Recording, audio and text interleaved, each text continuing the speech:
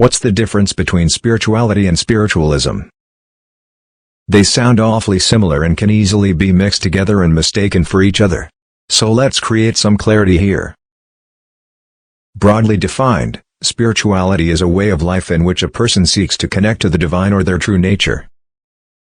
Spiritualism, on the other hand, is a movement based on the belief that we can connect with departed souls.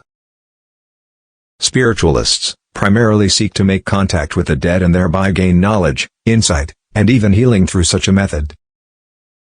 Can spiritualists be spiritual, and can spiritual seekers be spiritualists?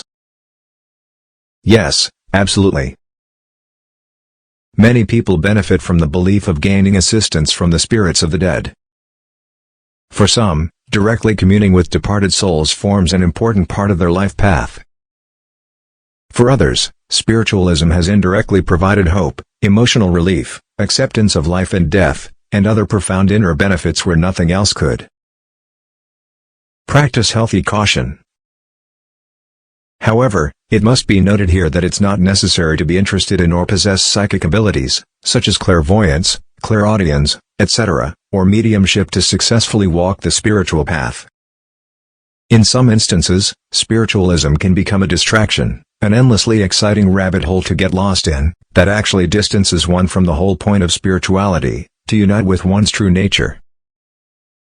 When spiritual guidance is endlessly sought outside of ourselves, in the form of mediums, spirits, etc., rather than inside of ourselves, it can become an obstacle, particularly if spiritual liberation is the goal of a person's life. Furthermore, it's wise to practice caution and discernment in the spiritualist field.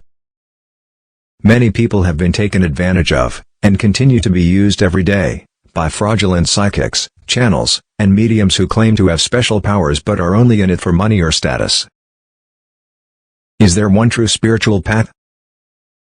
As we can see so far, spirituality is extremely personal, it means something different for everyone. Therefore, there is no one true spiritual path. If anyone tries to claim that their spiritual path is the one true way, they are adopting a religious mindset, not a spiritual mindset. And as we've seen, religion is based on dogma whereas spirituality is based on personal experience.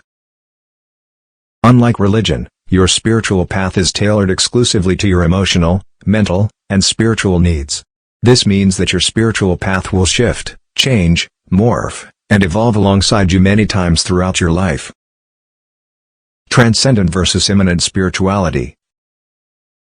Before we define the 5 common spiritual paths out there, it's extremely helpful to understand one simple point: spiritual paths can be either transcendent or immanent, and in some cases both.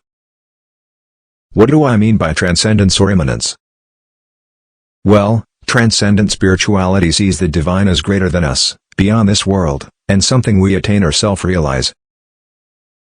Immanent spirituality, on the other hand, sees the divine as living among us, very much apparent in this physical world, and something we embody. There is no one right or wrong approach to spirituality here. Whether you favor transcendent or immanent spirituality all depends on your unique perspective of reality. One example of a transcendent path is Neo-Advaita, whereas animism is a reflection of immanent spirituality. An example of a path that combines both transcendent and immanent spirituality is pantheism, as in, the divine is both within all and above all.